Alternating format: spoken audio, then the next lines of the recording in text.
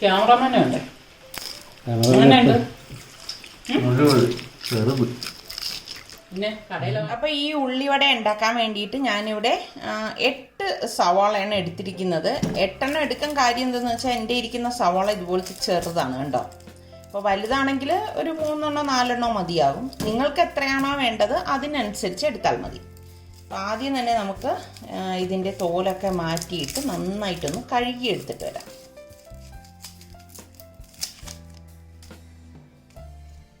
അപ്പം ഞാനിവിടെ സവാളയുടെ തോലൊക്കെ മാറ്റിയിട്ട് നന്നായിട്ട് കഴുകി എടുത്തുകൊണ്ട് വന്ന് വെച്ചിട്ടുണ്ട്. അപ്പോൾ ഇനി ഇത് നമുക്ക് സ്ലൈസ് ചെയ്തെടുക്കാം.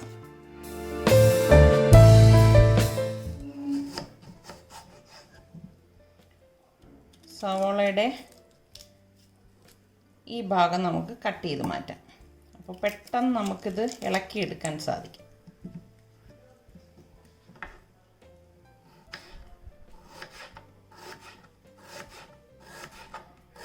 ഇതുപോലെ നേർത്തതായിട്ട് സ്ലൈസ് ചെയ്തെടുക്കണം.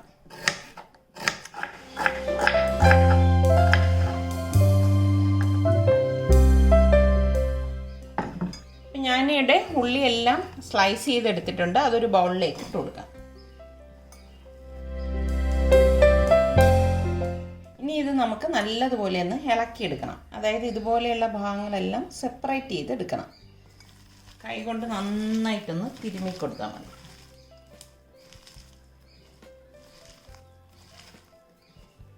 അല്ലെങ്കിൽ നമ്മൾ വട ഉണ്ടാക്കുമ്പോഴേക്ക് കൂടിയിരിക്കും. അപ്പം അങ്ങനെ വരാൻ പാടില്ല. ഇതിപ്പം ഇളകി വന്നിട്ടുണ്ട്. ഇനി നമുക്കിതിലേക്ക് പാകത്തിനുള്ള ഉപ്പിട്ട് കൊടുക്കാം. എന്നിട്ട് നന്നായിട്ടൊന്ന് മിക്സ് ചെയ്യാം. നമ്മളിങ്ങനെ മിക്സ് ചെയ്യുമ്പോഴേക്ക് ഉള്ളി നല്ല ഒരു സോഫ്റ്റ് ആയിട്ട് വരും. പിന്നെ ഉള്ളിയിൽ നിന്ന് ഒരു ചാറ് ഇറങ്ങി വരുമല്ലോ, അതും ഉപ്പും കൂടിയൊക്കെ ആകുമ്പോഴേക്കും ഉള്ളി നല്ല സോഫ്റ്റ് ആവും. പക്ഷേ ഈ ഒരു സ്റ്റെപ്പ് നിങ്ങൾ വിട്ടുപോരുത്. ഉള്ളി നന്നായിട്ട് ഇങ്ങനെ സെപ്പറേറ്റ് ചെയ്ത് വരണം. കണ്ടോ? ഇതിന് അടച്ചൊന്ന് മാറ്റി വെക്കാം. ഒരു 10 മിനിറ്റ് മാറ്റി വെച്ചാൽ മതി. ഈ സമയം കൊണ്ട് നമുക്ക് ഇതിലേക്ക് ചേർക്കാനുള്ള മറ്റ് ചേരുവകൾ തയ്യാറാക്കിയെടുക്കാം. ഞാനിവിടെ ഇതുപോലെ ഒരു ചെറിയ പീസ് ഇഞ്ചിയും 3 പച്ചമുളകും കുറച്ച് കറിവേപ്പില എടുത്തിട്ടുണ്ട്. അപ്പം ഇതൊക്കെ ഒന്ന് ചെറുതായിട്ട് അരിഞ്ഞെടുക്കാം. ഇഞ്ചി അരിയുമ്പോൾ വളരെ കുഞ്ഞായിട്ട് അരിയാൻ ശ്രദ്ധിക്കണം കേട്ടോ. വളരെ കുഞ്ഞായിട്ട് വേണം ഈ ഇഞ്ചി അരിഞ്ഞെടുക്കാൻ. അതുപോലെ തന്നെ ഈ പച്ചമുളക് നമുക്ക് ചെറുതായിട്ടൊന്ന് അരിഞ്ഞെടുക്കാം. ഇനി ഇതിനൊന്നും അങ്ങനെ പ്രത്യേകിച്ച് കണക്കൊന്നുമില്ല കേട്ടോ. നിങ്ങൾക്ക് എത്രയാണ് വേണ്ടത് അതിനനുസരിച്ച് എടുത്താൽ മതി. ഞാനിവിടെ 3 തണ്ട് കറിവേപ്പില എടുത്തിട്ടുണ്ട്. ഈ കറിവേപ്പിലയും ഒന്ന് അരിഞ്ഞെടുക്കണം.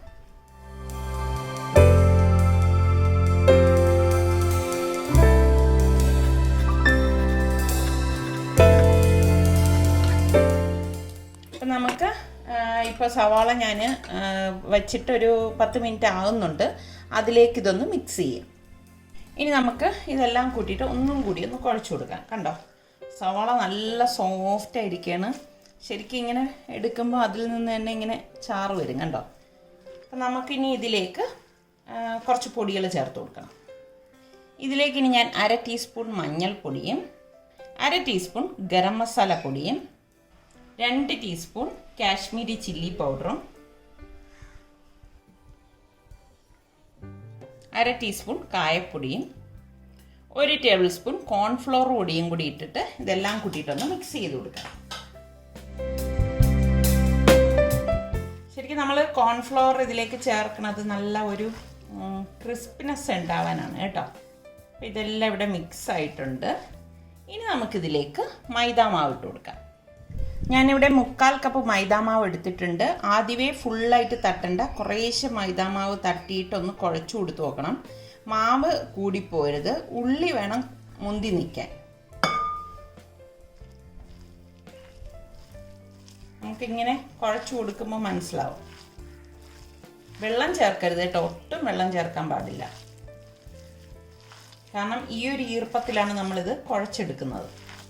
കുറച്ചുകൂടി മൈദാമാവ് ഇട്ട് കൊടുക്കാം. അതായത് ഈ എടുത്ത 1/4 കപ്പ് മൈദാമാവും ഞാൻ ഇതിലേക്ക് ഇട്ടിട്ടുണ്ട്.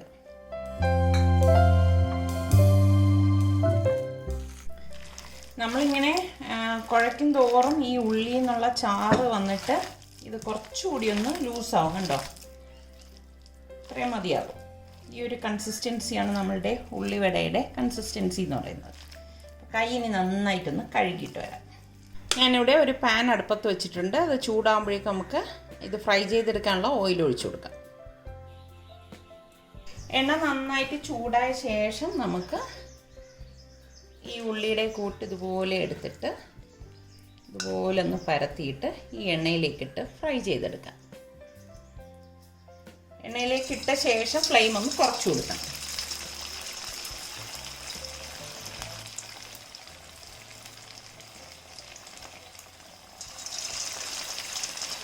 ആദ്യമേ നമ്മൾ മറിച്ചിടാൻ നിൽക്കരുത്. ഒരു സൈഡ് ഒന്ന് റെഡിയായ ശേഷം മാത്രം മറിച്ചിട്ട് കൊടുക്കും. നമ്മൾ എണ്ണയിൽ ഇടുന്ന സമയത്ത് നല്ല ചൂട് വേണം കേട്ടോ എണ്ണ.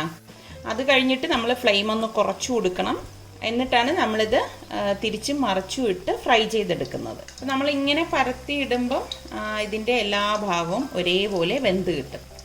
നല്ല ക്രിസ്പിനെസ്സും ആയിരിക്കും. അപ്പോൾ ഈ ഒരു രീതിയിൽ നമ്മൾ ഉണ്ടാക്കിയെടുക്കുകയാണെങ്കിൽ നമ്മൾക്ക് ഈ കടകളിലൊക്കെ കിട്ടുന്ന ഉള്ളിവടയില്ലേ, അതിൻ്റെ ആ ഒരു ടെക്സ്ചർ കിട്ടും.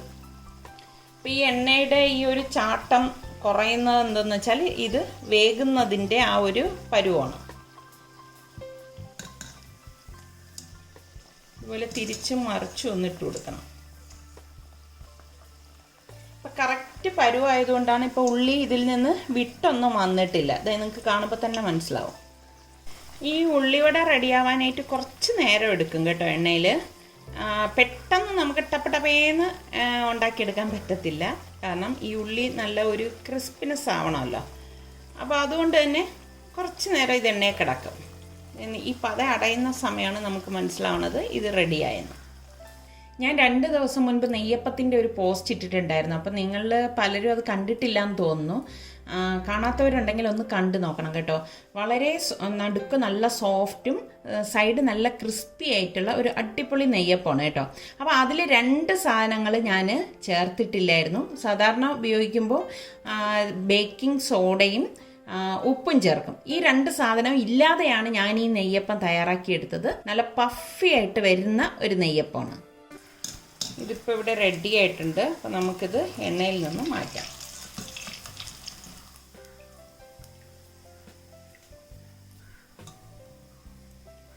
നമ്മുടെ ക്രിസ്പി ആയിട്ടുള്ള ഉള്ളിവട ഇവിടെ റെഡിയാണ്. നല്ല ചൂടാണ് കേട്ടോ. ഇങ്ങനെ എണ്ണയിൽ നിന്ന് എടുത്തിട്ട് നമുക്കൊരു സ്റ്റെയിനറിലേക്ക് ഇട്ട് കൊടുക്കാം.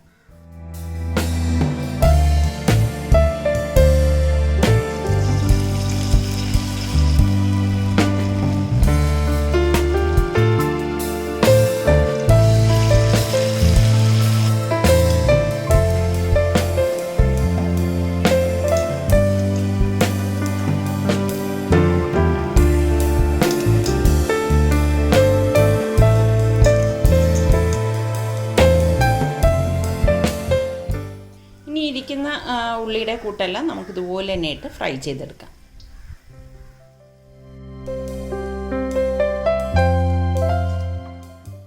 ഉള്ളിവട റെഡിയാകുമ്പോൾ തന്നെ ഞാനിവിടെ ചായക്ക് വെച്ചിട്ടുണ്ട്.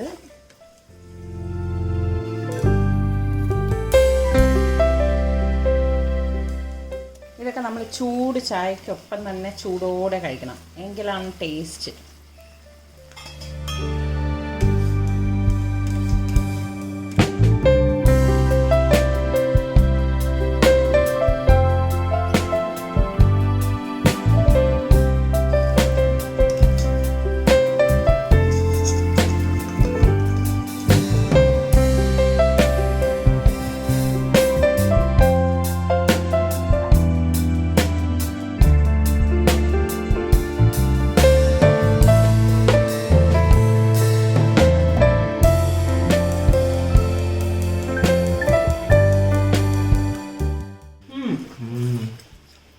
ക്യാമറമാനുണ്ട്.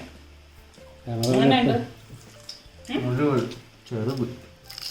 പിന്നെ കടയിലെ മാതിരി വലിയ ഉള്ളിവട കിട്ടണോ? അടിപൊളി. അപ്പം നമ്മുടെ ഉള്ളിവടയുടെ അകഭാഗം ഇങ്ങനെയാണ് ഇരിക്കുന്നത്. എന്തായാലും നിങ്ങളൊന്ന് ട്രൈ ചെയ്ത് നോക്കൂ, ഉറപ്പാണ് നിങ്ങൾക്ക് എല്ലാവർക്കും ഇഷ്ടപ്പെടും. അതുപോലെ ഞാൻ നേരത്തെ പറഞ്ഞതുപോലെ ആ നെയ്യപ്പം ഉണ്ടല്ലോ, ഒന്ന് ട്രൈ ചെയ്ത് നോക്കണേ. അപ്പോൾ ഞാൻ ലിങ്ക് ഇതിൻ്റെ താഴെ കൊടുത്തിരിക്കാം കേട്ടോ.